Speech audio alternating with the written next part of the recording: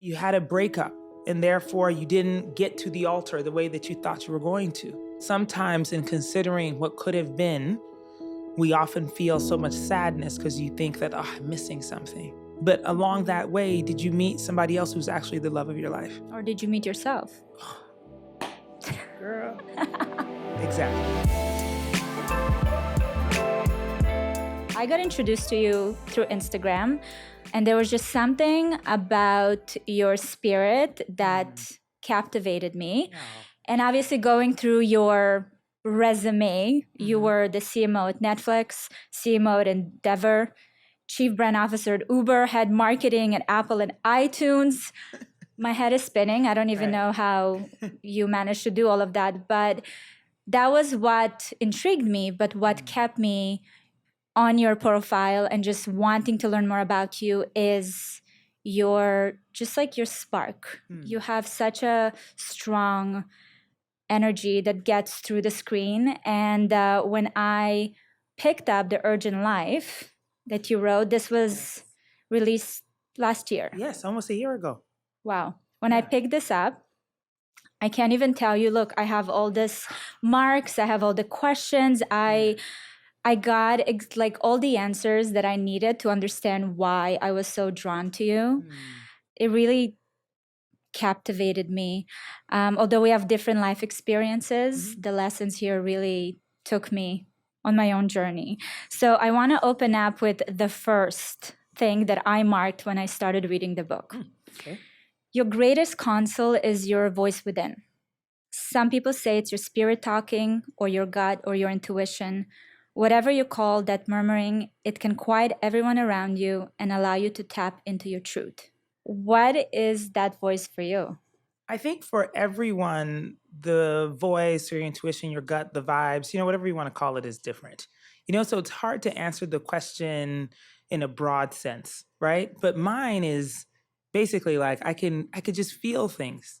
I feel when someone isn't telling me the truth. It's a physical thing. It's a physical thing. Like I can feel it on my body. When was the first time you felt it? Oh, I think I've probably felt it my whole life. But the truth, and we all have, by the way, I'm not even just a unique being in that. I think we all have the intuition. We all have the vibes.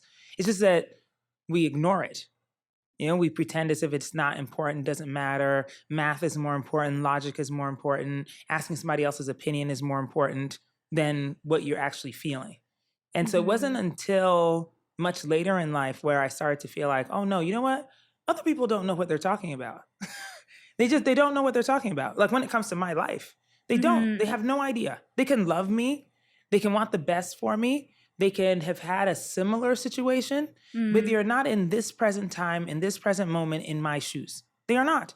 And so how are they going to tell me how to do it? Like, how do they know the results are going to be good?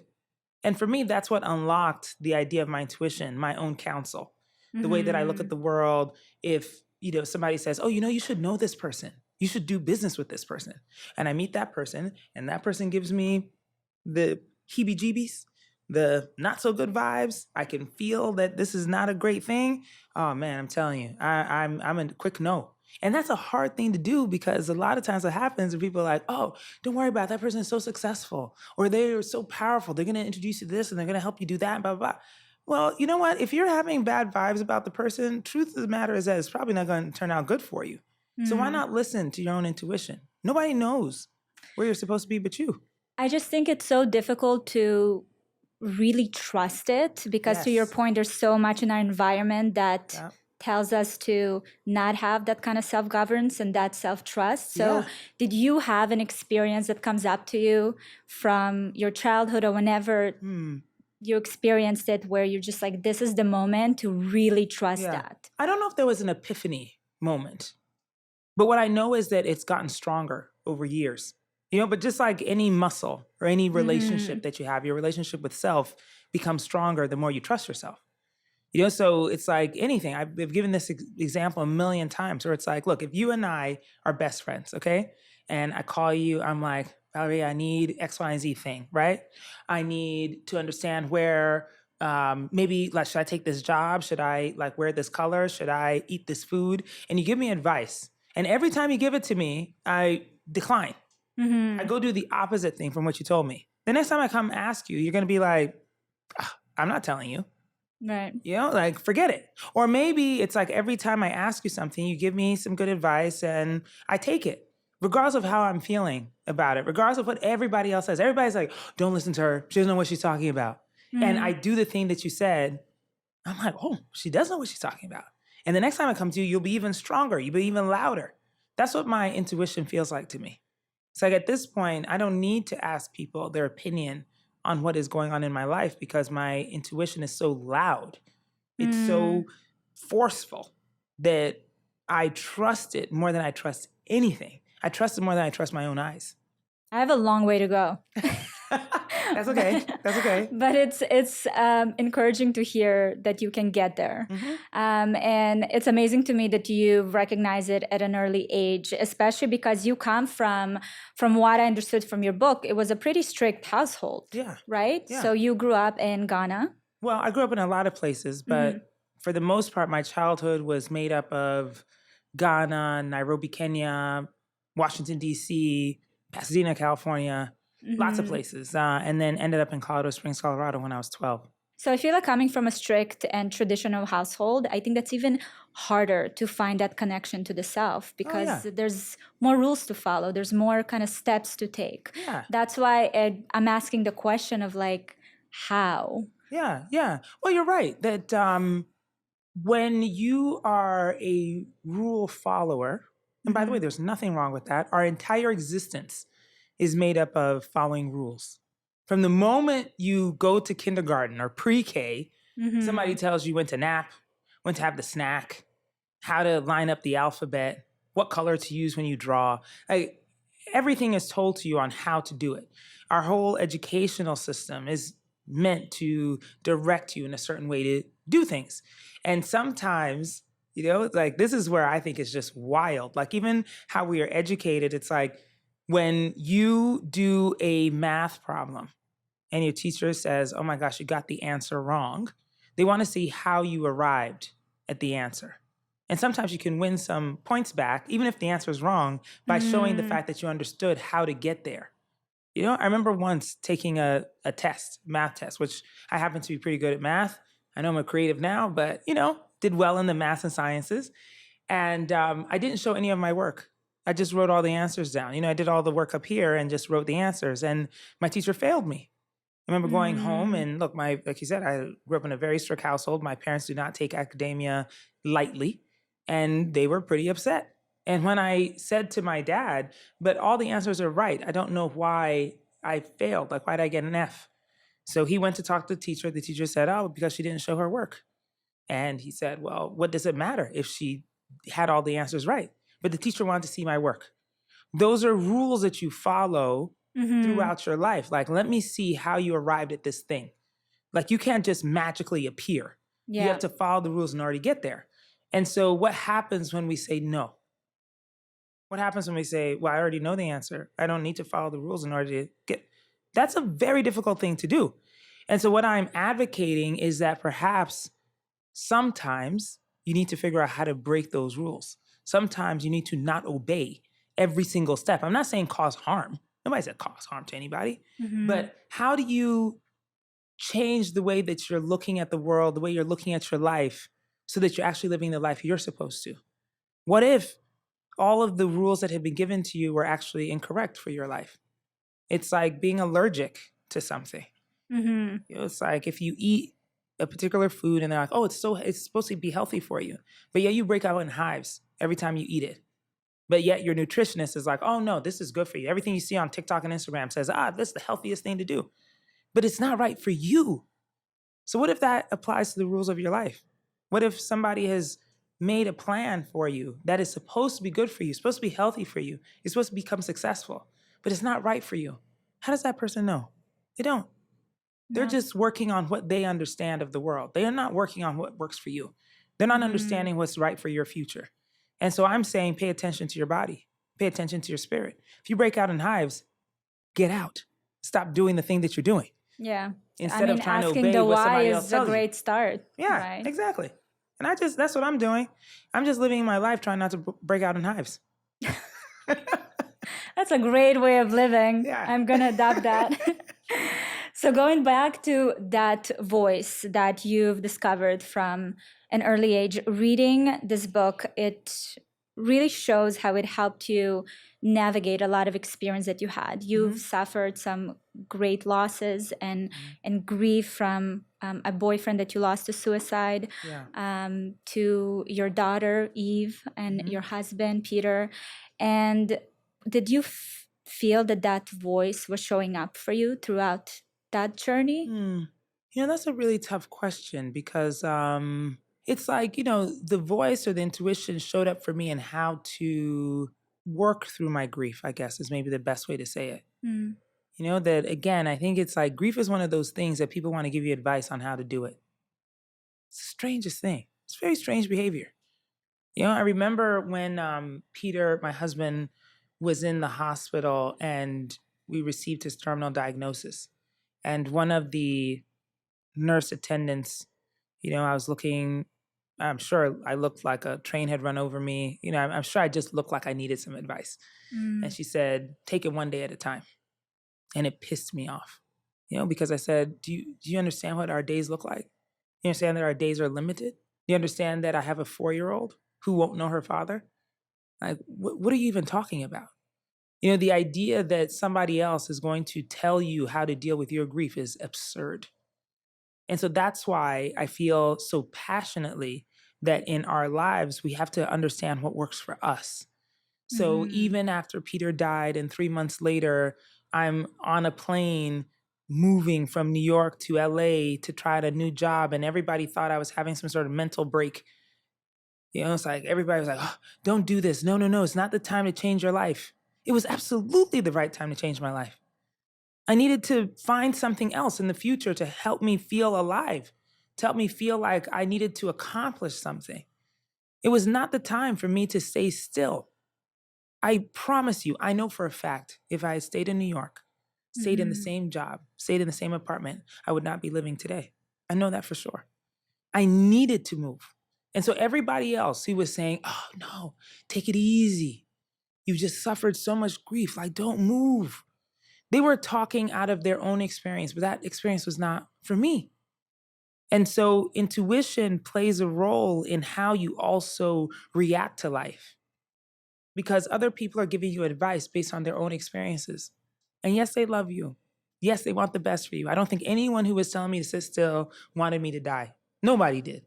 They wanted me to be better. They wanted me to heal. But they didn't understand that healing for me meant that I had to get active. Healing for me meant that I needed to find something else to drive my passion. Healing for me meant that I needed to make an extreme change in my life and for the life of my daughter in order for us to find happiness and joy and purpose. That the things I was doing was not going to get me there. And what a miracle. Because now people look back at that time in life. You know, it's been 10 years. And people look at my career, they look at my life, and they're just like, oh, how did you do it? The last decade has been miraculous. And I sit back and I think, I'm like, man, if I had listened to what you said, you wouldn't be saying this right now. Oh my God. It's amazing to acknowledge the power of that one decision to listen to your intuition, Yes. the change, the trajectory of your life. Yes. And you know what? I know it's scary.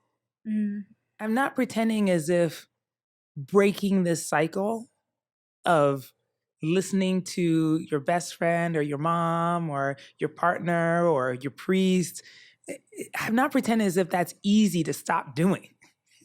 Yeah. I'm just asking you to consider the fact that your future self, your destiny, knows more than any of those people combined. And so what if you were able to connect with that future? What if you were able to connect with that future self? That's what your intuition is doing. It's a bridge to that. And so if your future self is like, whoop, Boz, don't stay in New York. You better get on that plane. And I'm listening. And it's the same way I feel today about 80-year-old me. You see her. She's talking to you. Oh, she's absolutely. navigating your life right now. Constantly. Oh, man, that crotchety old woman is talking to me all the time. And she's got a bad attitude. But it's true. I imagine that person all of the time, when something is going on and I have to make a tough decision or I have to go a different direction than other people are telling me to go. I think about what she's thinking and her looking backwards and saying, ooh, don't do that. Don't go there, because she knows better. Yeah. It's a tricky thing with asking for advice because I feel like I went through this process a couple of years ago where I've realized that I need to qualify the people I asked for advice, right? I can't go to my mother and ask her about a professional question because she doesn't have the experience for it, or I don't go to a friend who doesn't have some other experience. So to me, I kind of reached that point where now I qualify the people I ask advice for, but the next step is this. Yes. The next step is... Yes. The next step is not asking anyone. Going back to myself. Yeah, exactly. The next step is not asking your husband. Ooh. That's going to be a fun dynamic change. I'm telling you. Well, the thing is that, here's like maybe how I also better explain it, which is that it's not as if I don't talk to anybody. That's not I the wanted point. You to specify. It's not as if look, my best friends know more about me than everyone, right? One of my best friends wrote my resignation letter for Uber because I was unable to do it. I was in such a terrible mental state. She wrote it for me, okay? It's not as if I'm not asking for help. That they're two separate things. What I'm asking of you is to pay attention when you have to make a decision for your life on whether you go left or you go right. Whether you engage with this person or that person, whether you go forward in your career or you switch careers. I'm saying listen to yourself in those instances. But yes, when I am having a hard time with something and I'm like, does this sound okay? And my friend is like, ooh, that sounds really harsh. I don't know if that's what you want to say, i.e. my resignation letter. And she's just like, you know what? I'm going to write it for you. The difference is I didn't ask her whether or not I should resign. You made a decision. I made a decision to resign. And then you asked for the help. I needed the help to write the resignation letter because I could not do it because I was being crazy. And I probably would have ended up in the press for some other news. You know what I mean? And so she needed to do that for me. Yeah. And so my point again is that I realize it's a gray area. And sometimes, you're not going to get it 100% right all the time. You might ask for some advice that clearly is not what you needed. And believe me, that still happens to me now, where I realize that either I got some unsolicited advice because I made it appear as if I needed it. And then I got it and I'm like, oh no, here they go, But the truth of the matter is that I do think everyone in your life who cares about you plays a role, of course. Yeah. But how are you deciding on important things in your life that they cannot advise you on because they haven't been there before? I think it's also so powerful and continues to fuel that that power in yourself, right? Knowing that even when you made the wrong decision, it was your decision. Correct. Yes. But that's the thing is that now this is going to sound so frou-frou and ridiculous, I realize, but I love frou-frou. But I'm like, I realize that it can sound corny to say that there are no wrong decisions, but there really are not. There really are not. It's like I think about this film all the time. I think it came out in like 1998 or 1999. I'm not quite sure. It starred Gwyneth Paltrow. It's called Sliding Doors. Do you know that film? Yes, Oh I my referenced it in another conversation Did that I you? had not long ago. I love that film. Yeah. I love it so much because it's like, I think it was maybe, I don't remember when I saw it. It was definitely after it had already been out of theaters or whatnot. But, the concept that, you take one train and you have a different destiny than when you take this other train, or you make a decision and it changes the course of your life. I realize it sounds so heavy. It sounds like, oh my gosh, like maybe I'm not even going to move because I'm afraid that if I make this decision, it'll totally change the trajectory of my life. But I feel the same way about mistakes. Yeah. Where I'm like, look, if I hadn't made that mistake, I would have gone this direction. I wouldn't have stopped in my tracks. And maybe I needed to stop in my tracks in order to go the right way. Maybe that's the purpose. And so again, like I don't look at life in this like big impossible way. I feel like there's no wrong answers in my life. It's all just opportunities. Correct. There are no wrong answers. There's no mistakes. They're just delayed opportunities.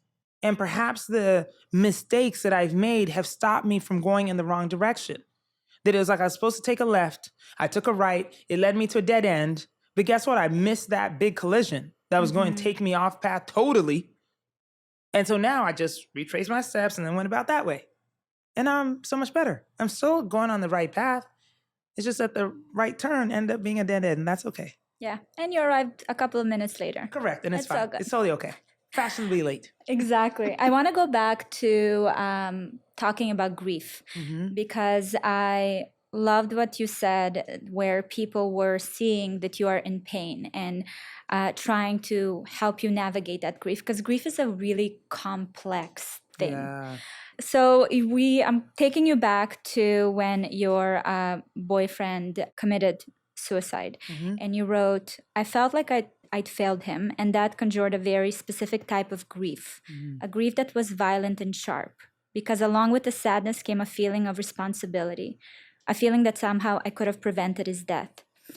So that stopped me because I wasn't aware that there are different types of griefs. And you've experienced a few of them. Yeah. Did they all feel very different? Oh, yes. Yes. They all feel very different.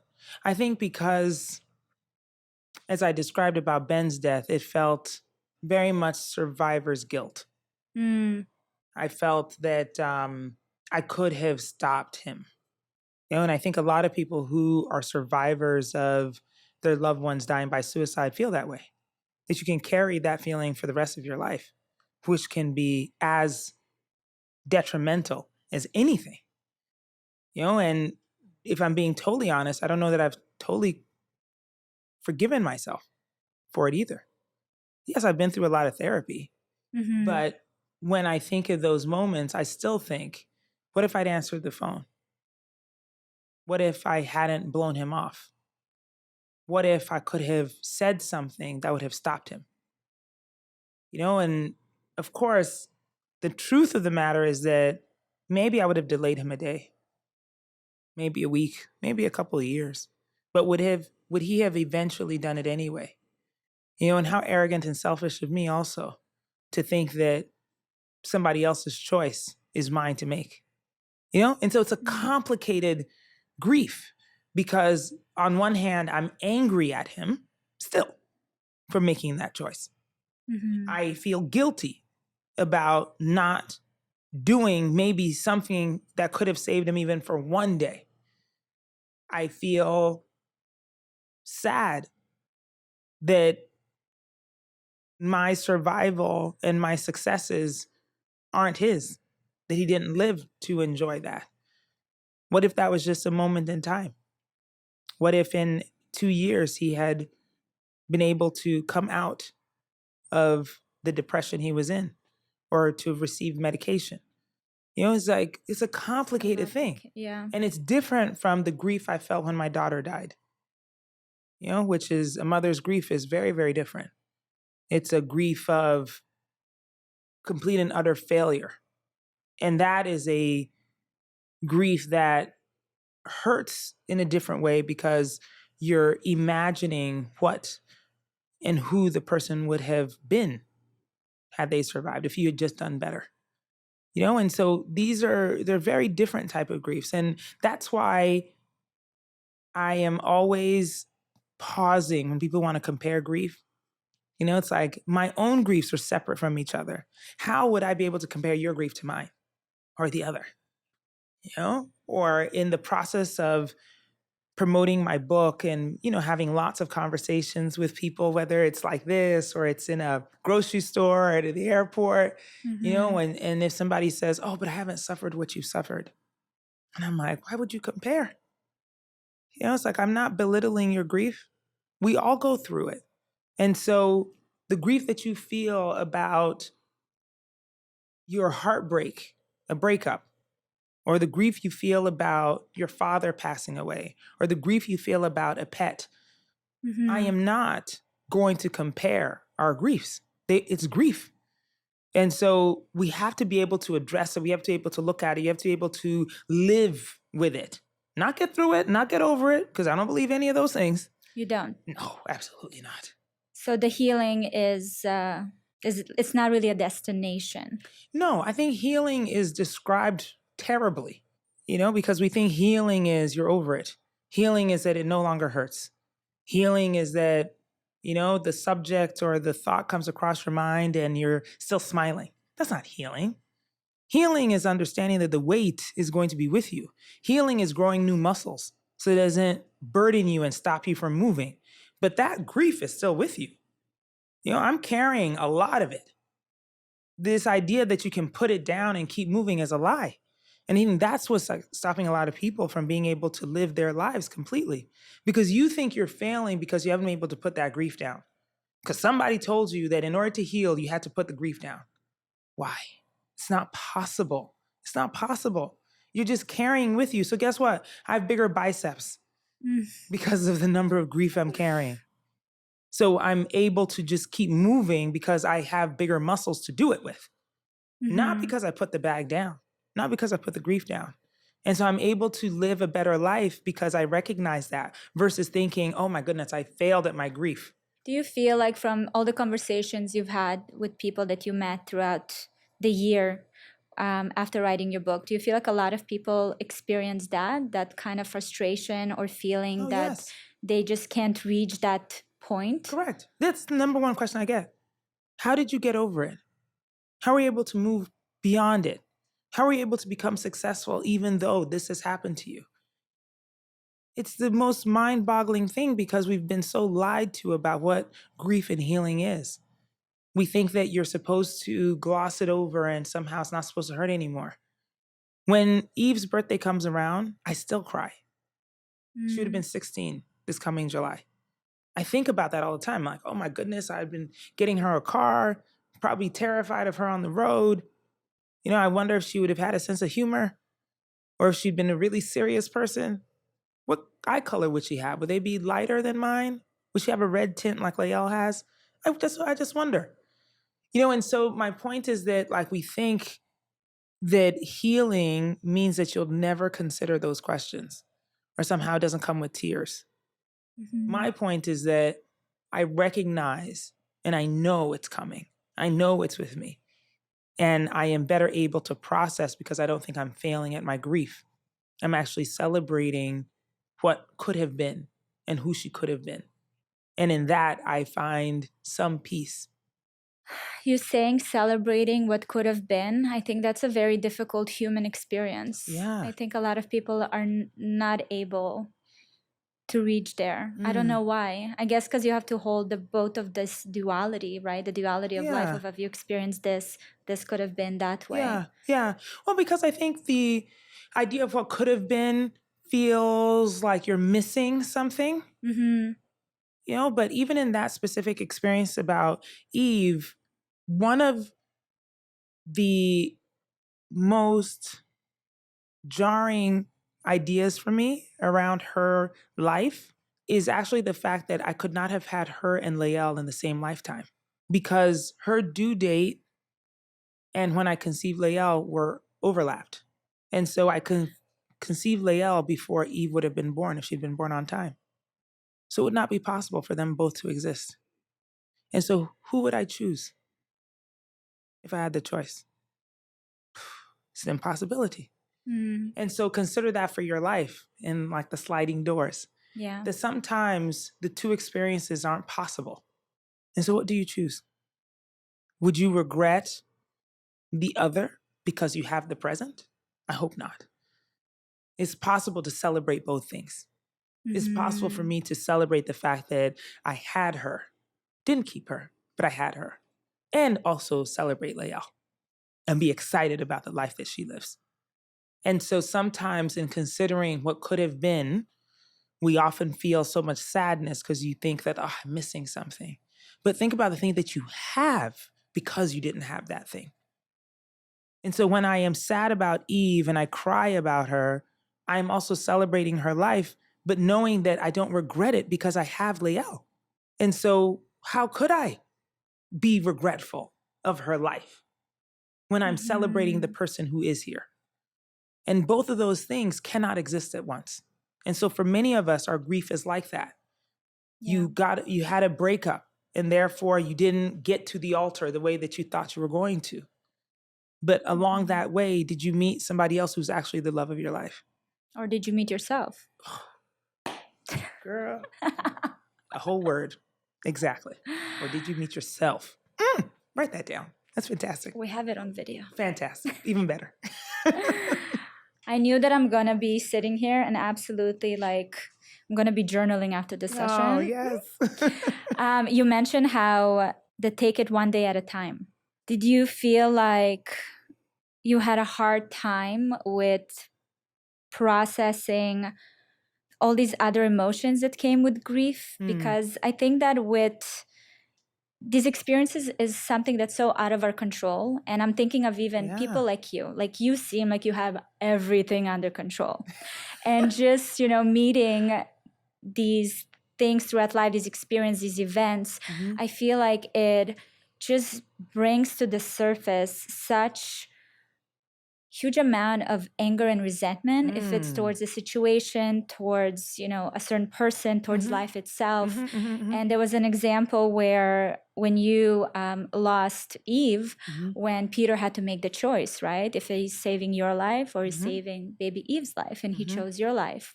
And the anger that came into your relationship based on that decision. Yeah. How do you proceed after meeting that kind of anger in life? Like, how did it change your dynamic in your relationship, but also how did it change your relationship with the world in general, carrying that? Oh, man. That's a lot of questions. Yeah, but you know what? You're right that there's so much complexity in grief or in our emotional state whenever we're going through a challenge or going through loss, going through trauma. And I would say that, even one step further, it wasn't so much even my anger or beyond my anger at Peter, anger at the doctors, anger at my own body, anger at so many things. I was angry at God. And that seemed like blasphemy. It's like my whole life I had been raised as a Christian person, pray to God, obey God, reverent God. And then here I am like, God? Oh, I called God some pretty ugly names that I won't repeat now. But in my anger, that's where I was. Yeah. I've been angry at God a lot in my life. Just wondering why. Why did that thing have to happen? Did it really need to happen? Like, did I really need to suffer that in order to teach me the lesson? And can I please not get any more lessons this way? Is that okay? Teach me gently. Yes, please, Lord, teach me gently. That's the prayer. But the truth of the matter is that maybe that is not the way I need to learn. It's like all of us have different learning styles. All of us have different ways of loving. Take the love languages and all of that. You probably know yours. Everybody does, But it's like we're not all the same. And so how does my anger at a situation or at a person evolve me? It's not static. I feel like it's an emotion, just honestly looking at certain people that I've met in my life that went through experience. By no means this is like a judgment, because I don't know how I would navigate that. Yeah. But you can get stuck there. Yeah. It can get comfortable in a very scary way. Yeah. And then you start projecting it into every aspect of your life. And because you have enough kind of, reasons to carry that. Of course. But that's my whole point about like growing the muscle to carry. Because again, we think that things have phases, and therefore it's like, oh, I remember reading about the 12 stages of grief or something, whatever the number of stages there are. Which again, I'm like literally, I want to roll my eyes. Exactly. More rules to follow. It's like, oh, first your sadness, and then your anger, and then your resentment. And I'm like, what if I'm feeling all of them at the same time? Or what if I never get to resentment? What if I never get to anger? What if I'm just stuck at the sadness? And I'm stuck in the sadness for 12 years. What about that? And so again, it's like we think that we're supposed to follow some order. I sit here and I'm telling you, I am still angry. I'm still really pissed off. Even though, again, I recognize that both things can't be true. If Peter had lived, I probably wouldn't have moved to LA. If Eve had lived, I wouldn't have had Lael. If Ben had lived, perhaps I would have never left Connecticut.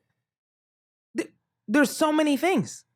And so while I am angry at those traumas, those losses that have taught me lessons that sometimes I'm like, again, Lord, I didn't need to know this lesson. Please, I could have learned it a different way. Let me eat some more broccoli or something. But even in that, I understand that my anger is a part of what fuels me.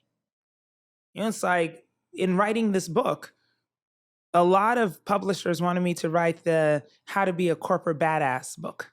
They wanted me to write like, how do you succeed in corporate world? Be a boss chick. Oh my God, I'm so happy you listened to your intuition on this one. Thank you very much. Because guess what? They have the math. They're like, oh, you know what? You're going to be a bestseller if you write this book. It's going to come out at this time, and we're going to make sure it makes this list, and we're going to make sure it makes that list, and win this award and that award. Because you're unique, you're a unicorn. And I'm like, yeah, okay, that all sounds really good. But you know what, though? I can't write that book because how would you know what it took for me to get to that point if you don't know this? If you don't know my grief, you don't know my anger, if you don't know my sadness, you don't know my regret. It is why I am the way I am. You see, that teacher did teach you a lesson. You're showing the process first. Look, that's true. It's a good point. A very good point. But my point is that there's not a place in my psyche where I feel like, oh, well, what am I going to do with my anger? I got to let it go. I've got to heal from my anger. No, my anger is a part of me. It is what fuels me.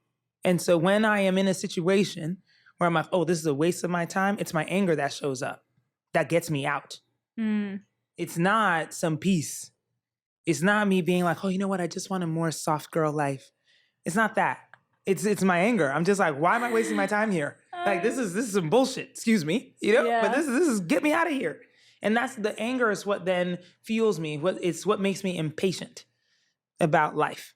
You throwing all these emotions that I feel like until now we've been just programmed to look at them negatively. And I'm just sitting here and you're like redefining all of them to me. Yeah. Well, I hope that's what's happening because I don't know why we should feel so badly about all these emotions. They're gifts. It's like your sadness can be a tool to make you even greater than who you are. Yeah. Instead of feeling like, oh, like I need to get over, I need to be happy. As if that's like the only thing that will inspire you to live a great life. Boz, I feel like you're going to be ruining some industries over here because I feel like the whole wellness industry is all how to be happy, how to be calm, how to be not angry, how to be... Exactly. That's when my anger shows up. I'm going to strangle some of those people. I'm like, no, happiness is not the goal. Happiness is not the goal. You know what? It's funny. I feel like the past 2 years, happiness became like a trigger word for me. Anything that has happy in it, I'm like, It's like, get it away from hives, me. Rashes. Hives. Yes. Because I do feel it's this destination that is just we will never get to and stay in. Yeah. I prefer the word contentment. Yes, exactly. That's a great word. Because you know what? Happiness is like, oh, maybe it's like the sugar in the cookie, that you have. But you enjoy the cookie, no problem. But you also like the lasagna.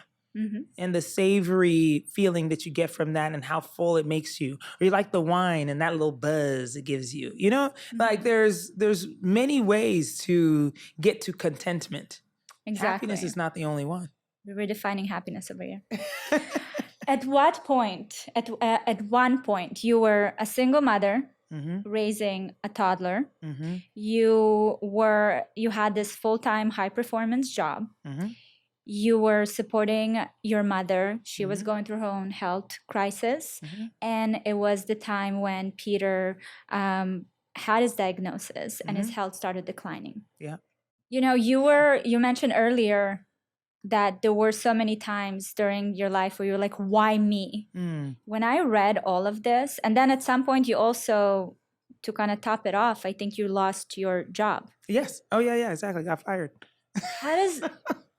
how do you get like see the light of day? How do Yeah. you just see that? What's next? Yeah.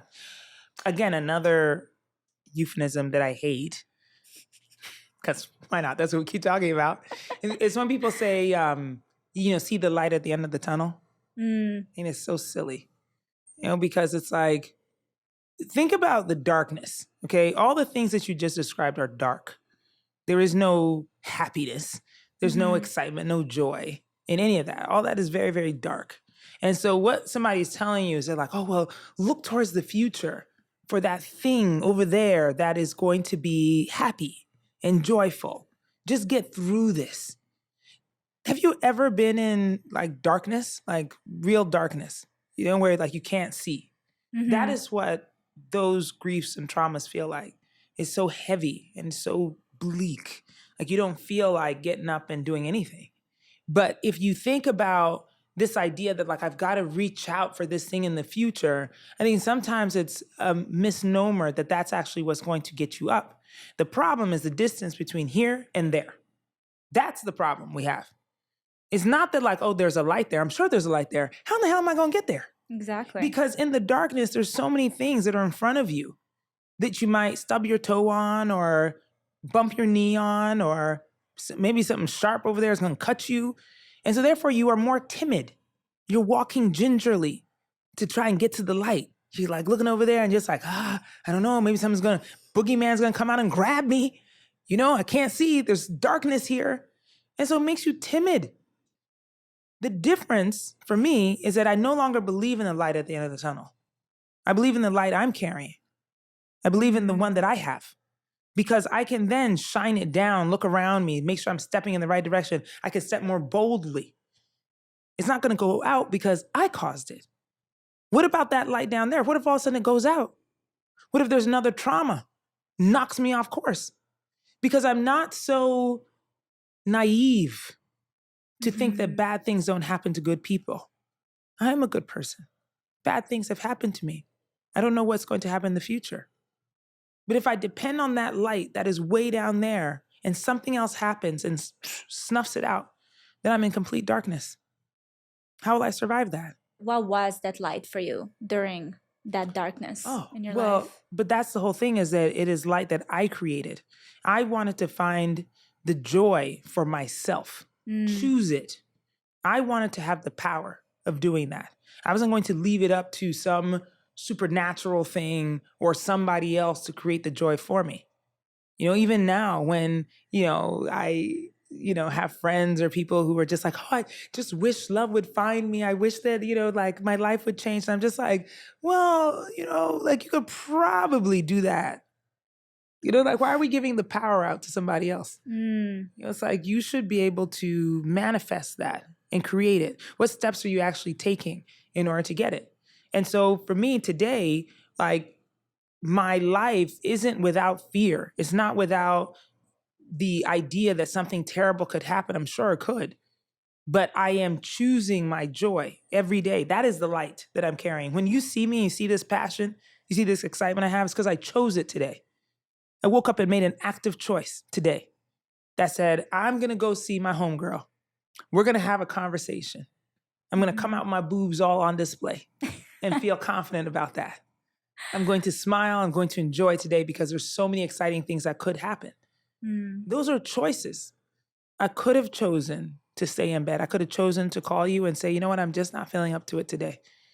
I don't feel like talking about this today. It's too painful. Or right before we started this conversation, you said, is there anything you don't want to talk about? I could have said, I don't want to talk about any of it. Let's talk about something else. Let's talk about the NFL playoffs. And you'd been like, oh, God, I don't know. I didn't do my research for that. I would run real You know what I mean? But my point is that the light that I have chosen is just that. I have chosen it. I'm not looking at the end of the tunnel for that light that somebody else has lit for me. I have this next thing that I've highlighted. It's a complicated gift, knowing the end is coming. I couldn't continue reading. I was like stuck on that sentence for a while. Tell me about that feeling. Oh, this is another area where The comparative grief thing has happened a few times where people are like, well, at least you knew it was coming. You could say your goodbyes. You could resolve your issues. You could fill in the blank on any number of things. It's like, what happens when somebody's gone all of a sudden? You don't have that. Like, again, we don't need to compare the grief because it is a complicated gift. Knowing the end is coming is a terrible thing. Knowing that every day is the last time you're going to do X thing is a terrible way to live. Knowing that perhaps you need to be in a rush to finish things because you don't know if you'll have the opportunity to do it again is a terrible thing.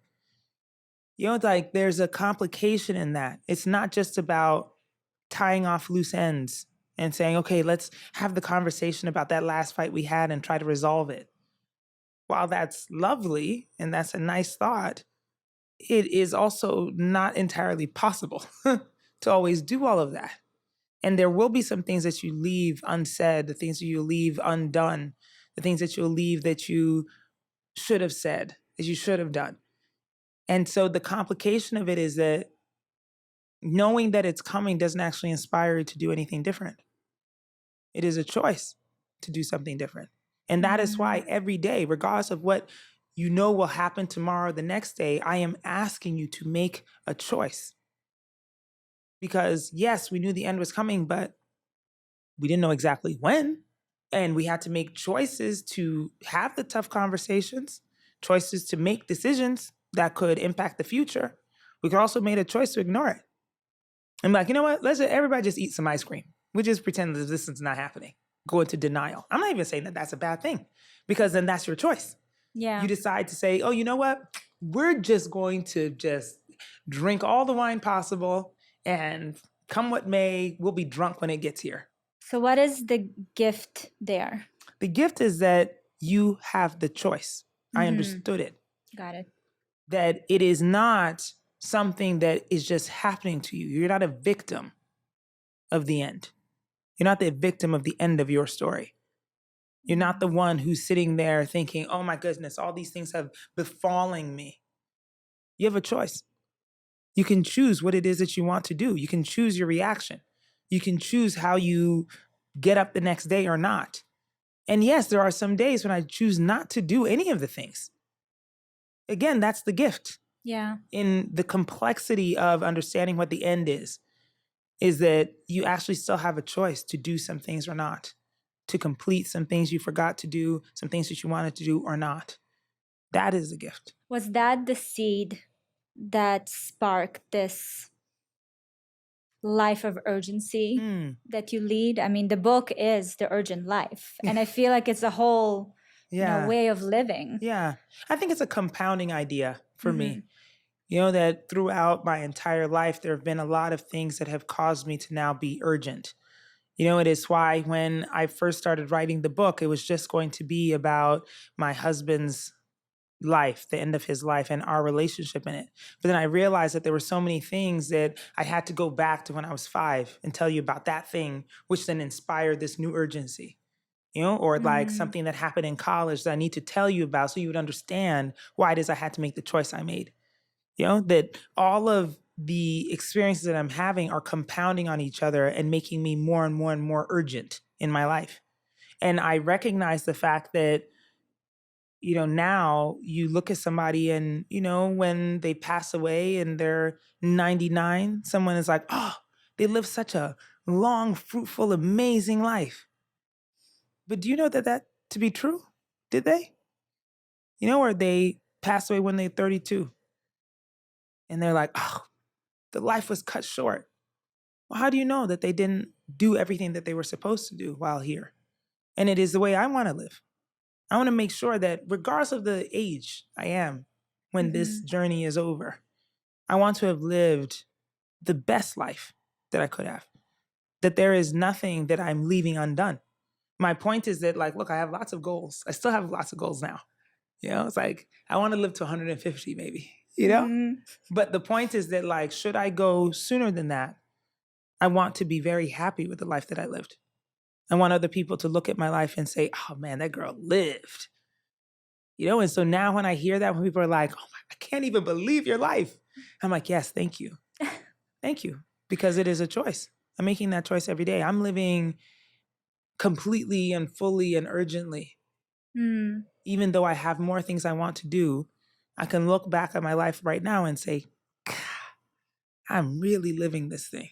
I think that so many of us don't realize or can really wrap our heads around the concept of time, because when you're young, it just feels like there's so much of it, right? Infinite. Don't rush, take your time, especially now. I feel like right now we're living in this era of like, slow down. Everyone is growing chickens and making sourdough breads. And, it's all about, that little life. I'm not going to sing it. Oh my God, the TikTok song is stuck in my head. Oh no. But I feel like we're like yo-yoing. We moved from being this, the girl boss era where everyone's go, whatever. You got into this burnout. Now we're going, no. You have to really live. You have to be present. So how do we redefine this like urgent life? Yeah. Well, I think there's, again, like we keep redefining things, right? Because urgency to me isn't about time.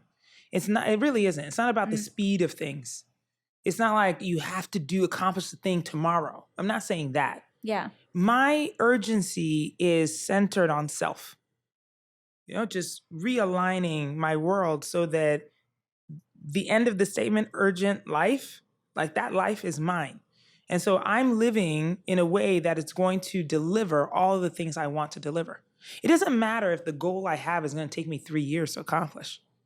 The urgency is making sure that actually is the goal, that I'm actually going to get there, that I'm not going to be swayed by this or that distraction that's going to stop me in the way and not allow me to get to my goal. That is the urgency with which I'm living. So that when I'm in a job or I'm in a relationship or I'm in any decision which is going to throw me off course from the thing I want to do, that I'm actually not allowing that to happen. That's the urgency in my life. I'm urgent about the decisions I'm making, which will get me to the thing I want to do. I love that. So it's not that like I have to accomplish everything in the next 4 months.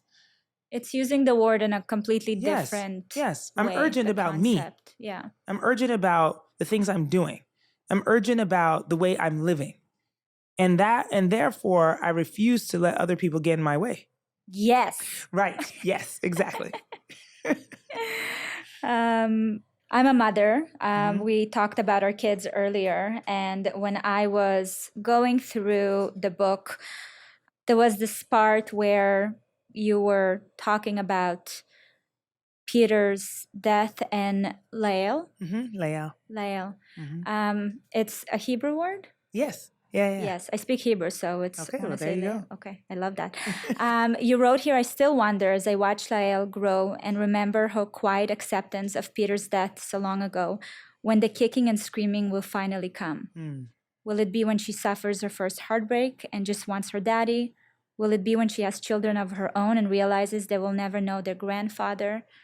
I cried so much reading this, because it's one thing to go through the process with yourself. Yeah.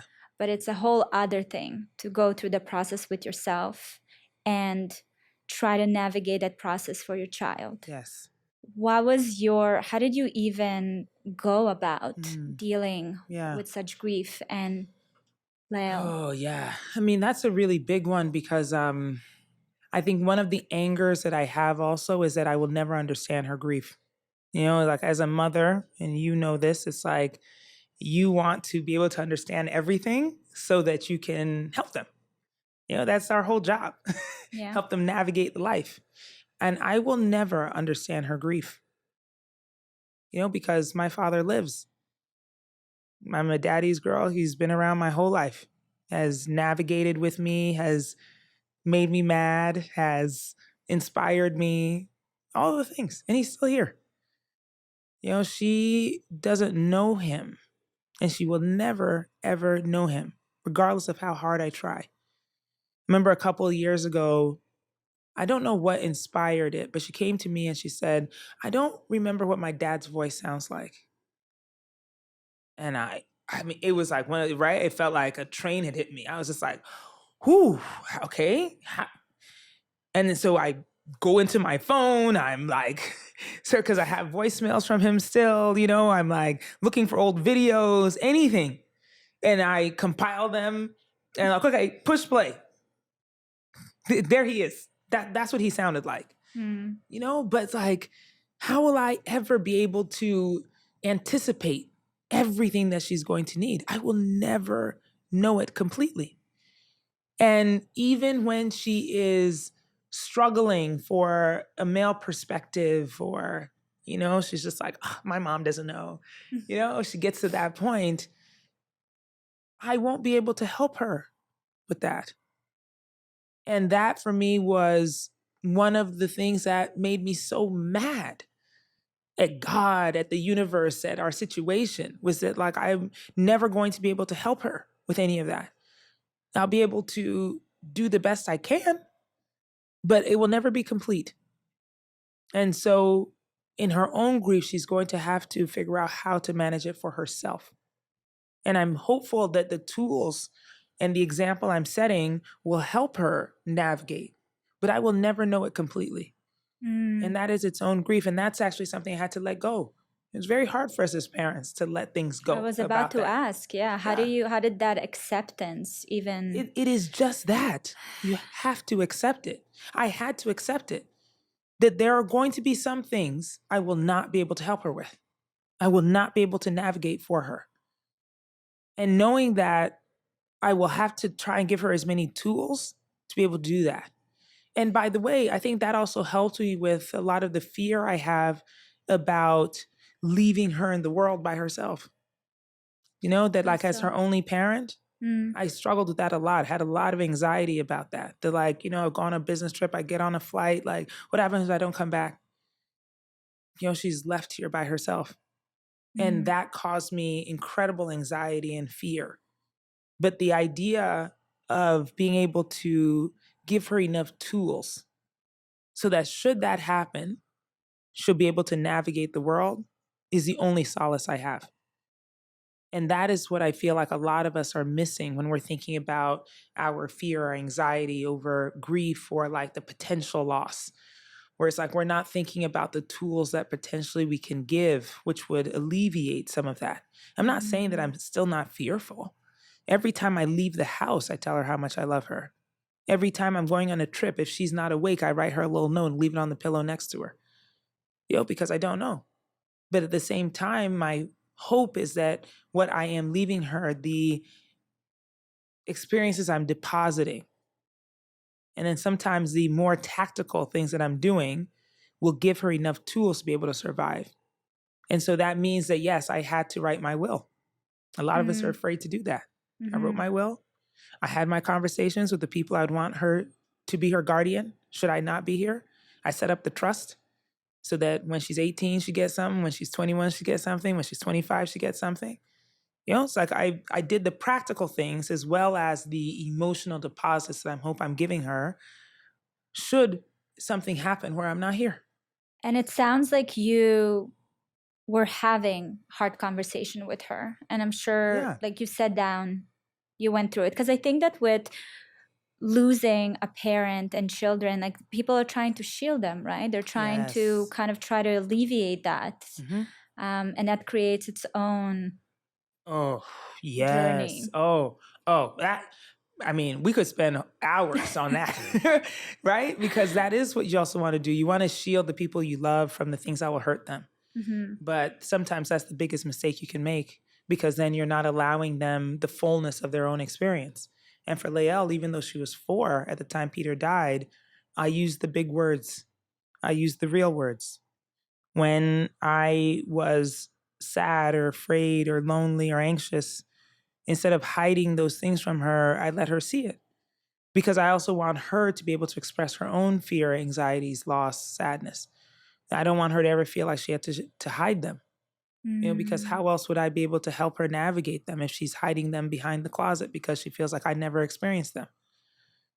You know, it's like she needs to know that all of these things are part of the experience, and that even though I feel these things, I'm still able to be joyful. I'm still able to move forward in my life. I'm still able to get a big job. I'm still able to fall in love. I'm still able to do all of those things. And so how will she know that if she doesn't ever see me go through it? That's beautiful. You were talking earlier about prioritizing yourself. And I think that, being self-centered has like a weird negative connotation to it. There's something I heard you say that really stuck with me. No one is above you in your life, including your child. And I love that. Can you talk to me more about that? Yeah. Well, because, and I've said this a lot of times too, where I'm like, we probably don't want to admit it, but a lot of us out here are walking around as consequences of somebody's unfulfilled life. Ooh. Your mom, your auntie, your boss, somebody in your life has not been fulfilled and is taking it on you. How many of us have heard a parent say, well, I didn't get a chance to do this thing because you were here. So you go and do it because I didn't get a chance to. The horror. Literally every child that grew up in an immigrant household. This is it. But the problem is that is its own trauma. That is its own pain. I refuse to have my daughter be the consequence of the traumas I have faced in my life. I don't want her to ever grow up feeling like I didn't live the life I wanted to, and therefore I'm taking it out on her. Now, look, your mom or whomever's mom, they think that sounds like love. It's not love. So true. It's not love. The sacrifice you made was not love. It was selfish of you. You should have been more adamant about living a joyful life, a fulfilled life. And therefore, you could actually be the embodiment of that joy and that fulfillment and show me the example of how to do that. Yet you stayed in relationships that weren't healthy for you. You didn't go after the dream that you should have. And yet you take it out on me and tell me it's love. I had a really interesting thing that happened between me and my mom, I think a couple of years ago. I had this job opportunity. It was 5 years ago. I already had 2 of my boys. And the job opportunity required me to be in and out for like 2 months or so. And it was very different than, what my family was used to. Yeah. So I was sitting and talking to her about it. And she said, don't do it. I said, why? So, well, because I think about how many times I left you to pursue all the things that I wanted to do when you were still little, and I still live with that guilt. It's so big. It doesn't let me sleep at night. And she never shared that with me. And I just sat there and I told her, are you joking me? That was the biggest gift I got, because I was so proud to have a mother that was traveling, looking amazing, had an amazing social life, having all these amazing experiences. That was a point of joy for me. And we never had a chance to talk about that. And she spent these last 30 years thinking that she was the worst mother ever. Ugh. And it's just so beautiful to look at it from that perspective of like you choosing yourself is actually such a beautiful roadmap for your child. Yes. And for the world.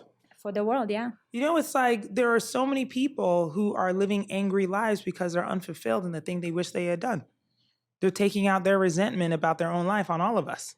You run across them when they are serving you at a restaurant or, any number of things, right? Yeah. You come across somebody who's just angry for no reason. And a lot of times when, you get bad service or somebody has a sharp word for me, that's the first thing I think of. I think, oh my goodness. I say a little prayer, actually. I'm just like, Lord, help them live their fulfilled life, because that's actually what is driving their anger. And so I don't want to be that. And so my selfishness is actually just putting myself in the center of my life, making sure that I am accomplishing the things I want to accomplish, making sure that I am happy, making sure that I am content, making sure that I am joyful in the things that I'm doing, or that I am taking the risks that, I want to take to make sure that oh my gosh, am I actually going to do that thing? Scary, but let me go ahead and do it. It maybe doesn't work, but it lead me actually to the thing I'm supposed to do. I think I'm a much better human because I'm living a very fulfilled life. Maybe that's the title of the next book. Oh my God, you heard it here first. I know, dropping news. Dun-dun-dun-dun. Honestly, reading the book, it feels like you always had a very keen sense of what you're good at and what you're bad at. And I'm even going to focus it on professionally. It's something that I felt throughout the book. You just knew. Is that something that was just instilled in you from the get-go? Is it something you knew? Like, a lot of us walk around focusing on what we're not good at and I not being know. able to, get the opportunities because the focus is there. Ugh. But you were just showing up, being like, listen, I'm not good at this, but I'm very good at that. Yeah.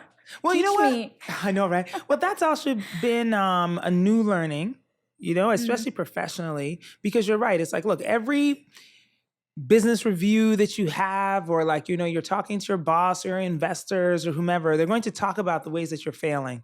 Yes, of course, they'll start off with like, oh, yes, you're good at that, you're good at that. But let's talk about the ways in which you can improve this business. Yeah. It's like everybody's focused on like how to make you better at the thing you're not good at. And for me, it really just became crystal clear that there are just simply some things I'm not good at, and being able to accept that. Being able to accept the fact that I'm not going to ever be 100% perfect at every single thing that I do, but I am a cut above the rest in a few things. And so I'm going to put my energy in the places in which I'm really great and make myself even greater. It doesn't diminish me by not being good at these other things, but why would I waste my time and waste my talent that is over here in trying to get better at this thing when I could be spending my time and talent getting greater at the thing I'm already good at?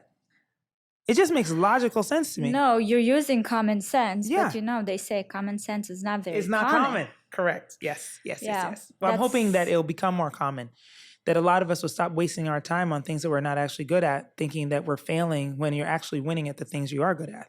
When was that clarity came for you? Oh my goodness. Was there like a specific role that you had, or Oh gosh, so many examples. I mean, I don't even know where to start, because perhaps, it could have been even as early as 12 when I moved from Ghana to the US, and that last big move that we did, meaning that like, I arrived in Colorado Springs and nobody spoke the languages that I'd spoken back home. And, they thought my English sounded funny. They thought I looked funny. They asked me if I ate monkey brains. There was all kind of things. But what I understood about pop culture was better than most. That like I could understand music and fashion and sports and social dynamics and politics better than almost everybody, better than some of my teachers. And so it's like I just leaned into that to make sure that I could make the connections with the friends. And these people would no longer look at me as like this alien, that I could connect because I understood what was going to happen on Sunday night watching football, that Monday morning I could talk about that. And so why am I wasting my time trying to explain to you why Africa is great, why it's the oldest civilization on the planet, why you should actually honor it, why the first woman is actually from Africa, when I could just simply lean in to this knowledge that you already have that I'm better at than you, and connect with you on that point.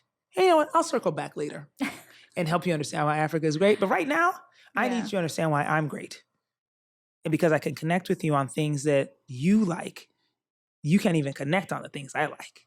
And that has, I think, also helped me in the boardroom. It's helped me in so many different ways, because I recognize the fact that there are so many ways that I connect better than almost everybody.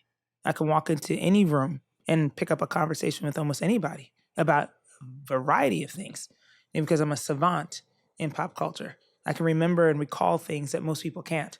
And so if you mention something, I can be like, oh yeah, and pick up the conversation with you. And you may not be able to do that in reverse. And that is why I think I'm so good at the jobs that I do, in the ways that I am in this world, because I can do those things and you can't do what I can do. I love that self-importance. I don't know if that's a term, but I want it to be a term. Yeah, why not? I love that. Yeah. And I feel like that really helped you trailblaze all these roles and all these things that you picked up in your professional career. But I wish we all would. That's the thing, is that we all are good at something. It's like I feel so sad when somebody feels like they're not good at anything. I'm like, no, it's just because you've been told that you aren't good at a few things. And so you spend so much time and energy focused on the things that you're not good at, that you didn't even remember the things that you were good at. So why not do that? But that's, I mean, that really is taking it back to the education system and, inside the home and all those things. The nurture. I think that, Look, the way I talk to Lael now, I mean, you would not, well, maybe you can't imagine the number of people who are like, oh my goodness, what are you going to do? Your mom is like award-winning marketing business executive. Like, how are you going to follow in her footsteps? I'm like, why would she want to do that? We're not the same person. She has her own gifts. Mm-hmm. She has her own things that she's really good at. So I want her to lean into that. I want her to feel the freedom to be able to pursue those things and get really good at that. And so who cares if she ever walks into a boardroom? That's not her life. Maybe it's not. Maybe she's an incredible artist and she should do that instead. I love that. Okay. This is my last quote for you. Okay. This one, I want you to break this down for me. Okay. It's dreams that hold you back. Not because they're too ambitious, but because they often aren't lofty enough. They go only as far as your imagination can take you. Mm-hmm. It's intuition that lets you tap into the unseen. Yes. Oh, yes. Yes. Well, because you know what? I find it so interesting. Like dreams are such a wonderful thing. You wake up from a dream and you're like, oh my gosh, you feel warm and fuzzy, or it's telling you like this thing that you've imagined and you can see yourself in it. Mm-hmm. When you're dreaming or like daydreaming and you're considering like the possibility of this thing, but that's only because that's as far as your imagination takes you. You have no idea about the things you do not know. You have no idea. You can't even imagine it. And so your intuition is what takes you there. Again, just circling back to 80-year-old me. She knows so many things that I have no idea about. The things that she has seen. Like 20-year-old me versus almost 47-year-old me has no idea what is coming. Like, oh my gosh, would never have imagined it. 20-year-old me didn't even know there was such a career as marketing. So if I had just stuck with the dreams I had as a 20-year-old, I wouldn't be sitting here with you right now. I wouldn't be in the Hall of Fame. I wouldn't have been chosen number 1 on Forbes list. I wouldn't have any of those things because I would only dream the things that I was capable of thinking at the time. And so my belief is that actually tapping into that intuition, tapping into what my destiny could be, was actually 47-year-old me speaking to 20-year-old me. Is 80-year-old me speaking to 47-year-old me. And if I consider that, I am so much more confident in my intuition. I don't dream anymore. I don't sit there and daydream about, oh my God, what if this happened? No, it's too small. Well, that's what reading this kind of left me with. I spent a couple of days going through, all these dreams or goals that I have. And I started questioning myself, is this big enough? Maybe it's not. It probably is not. Probably it's not. It's only the things that you've imagined. Yeah. And it's not big enough. Bigger. If the next 5 years is a chapter in your life, what is this chapter about? Well, I mean, this kind of sums up what we're talking about because I don't know. My experiences thus far have far exceeded anything I could have dreamed for myself ever. And so who am I to consider what that is going to be in the next 5 years? I have to be open to what the universe is telling me, what my destiny is telling me, what my intuition is telling me. I could get a call tomorrow that changes the trajectory of my life, and I'm open to that. So you're writing the book, but we still don't know the title. Yes, that's right. I love that. I'll be waiting for the title announcement. And I'll be back. Thank you so much, Boz. This was really wonderful. You are everything I knew you would be and some. I appreciate your time. Thank you. So Thank you. This is great. Can you tell where the audience can find you? Yes. Well, on all social media platforms, the name is right, Badass Boz. Done. Thank you. Thank you. Thank you so much for watching this episode. I hope you enjoyed it. Don't miss my newest episode right here. And if you're listening to the podcast on Apple or Spotify, please go and leave a review with your biggest takeaway. I love reading your thoughts. And if you have any suggestions for guests or topics, you can leave them in the comment section. And always remember, you are not alone.